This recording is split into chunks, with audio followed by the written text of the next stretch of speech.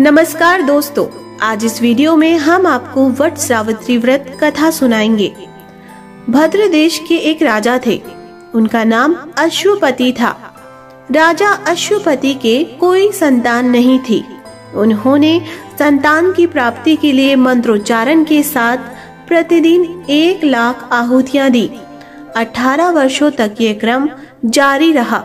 इसके बाद सावित्री देवी ने प्रकट होकर वर दिया कि राजन, तुझे एक तेजस्वी कन्या पैदा होगी। सावित्री देवी की कृपा से जन्म लेने के कारण कन्या का नाम सावित्री रखा गया। कन्या बड़ी होकर बेहद रूपवान हुई। योग्य वर न मिलने की वजह से सावित्री के पिता दुखी थे। उन्होंने कन्या को स्वयं वर तलाशने भेजा। सावित्री तपोवन में भटकने लगी। वहाँ साल्व देश के राजा धूमसेन रहते थे, क्योंकि उनका राज्य किसी ने छीन लिया था। उनके पुत्र सत्यवान को देखकर सावित्री ने पति के रूप में उनका वरण किया। वापस अपने पिता के पास आकर सावित्री ने उन्हें बताया कि वह सत्यवान को अपना पति चुन चुकी है। तब संयोगवश वहाँ नारद ऋषि भी उपस्थित थे।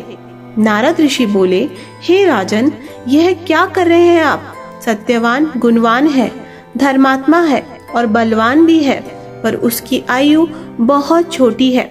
वह अल्पायु है। 1 वर्ष के बाद ही उसकी मृत्यु हो जाएगी। ऋषिराज नारद की बात सुनकर राजा अश्वपति घोर चिंता में डूब गए। सावित्री ने उनसे कारण पूछा तो राजा ने कहा, पुत्री, तुमने जिस राजकुमार को अपने वर के रूप में चुना है वह अल्पायु है। तुम्हें किसी और को अपना जीवन साथी बनाना चाहिए। इस पर सावित्री ने कहा कि पिताजी, आर्य कन्याएं अपने पति का एक बार ही वरण करती है।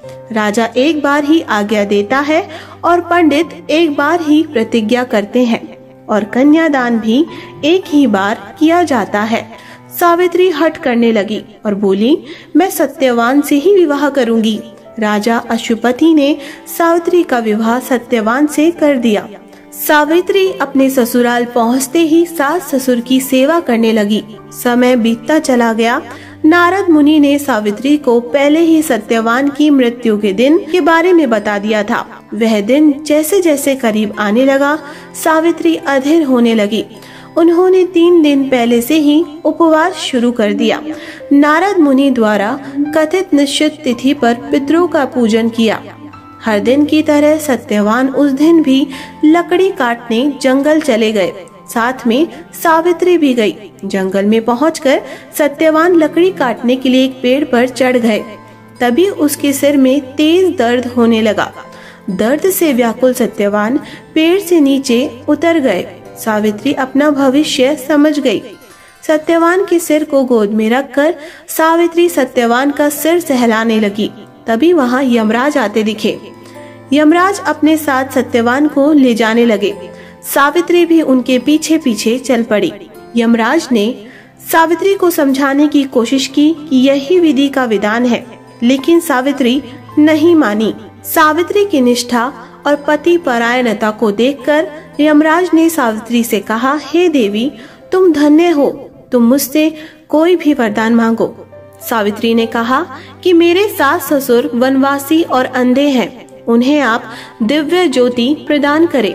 यमराज ने कहा, ऐसा ही होगा, जाओ अब लौट जाओ। लेकिन सावित्री अपने पति सत्यवान के पीछे पीछे चलती रही। यमराज ने कहा, देवी तुम वापस जाओ। सावित्री ने कहा, भगवान, मुझे अपने पतिदेव के पीछे पीछे चलने में कोई परेशानी नहीं है। पति के पीछे चलना मेरा कर्तव्य है। यह सुनकर उन्होंने फिर से उसे एक और वर मांगने के लिए कहा। सावित्री बोली, हमारे ससुर का राज्य छिन गया है, उसे पुनः वापस दिला दे। यमराज ने सावित्री को यह वरदान भी दे दिया और कहा, अब तुम लौट जाओ। लेकिन सावित्री पीछे पीछे चलती रही। यमराज ने सावित्री को तीसरा वरदान मांगने को कहा। इस पर सावित्री ने 100 संतानों और सौभाग्य का वरदान मांगा। यमराज ने इसका वरदान भी सावित्री को दे दिया। सावित्री ने यमराज से कहा कि प्रभु, मैं एक पतिव्रता पत्नी हूँ और आपने मुझे पुत्रव्रती होने का आशीर्वाद दिया है, यह सुनकर यमराज को सत्यवान के प्राण छोड़ने पड़े। यमराज अंतर्ध्यान हो गए, सत्यवान जीवंत हो गया और दोनों खुशी खुशी अपने राज्य की ओर चल पड़े। दोनों जब घर पहुँचे तो देखा कि माता पिता को दिव्य ज्योति प्राप्त हो गई है। इसी प्रकार सावित्री सत्यवान चिरकाल तक राज्य सुख भोगते रहे। अतः पतिव्रता सावित्री के अनुरूप ही प्रथम अपने सास ससुर का उचित पूजन करने के साथ ही अन्य विधियों को प्रारंभ करें। वट सावित्री व्रत करने और इस कथा को सुनने से उपवासक के वैवाहिक जीवन या जीवन साथी की आयु पर किसी प्रकार का कोई संकट आया भी तो वो टल जाता है।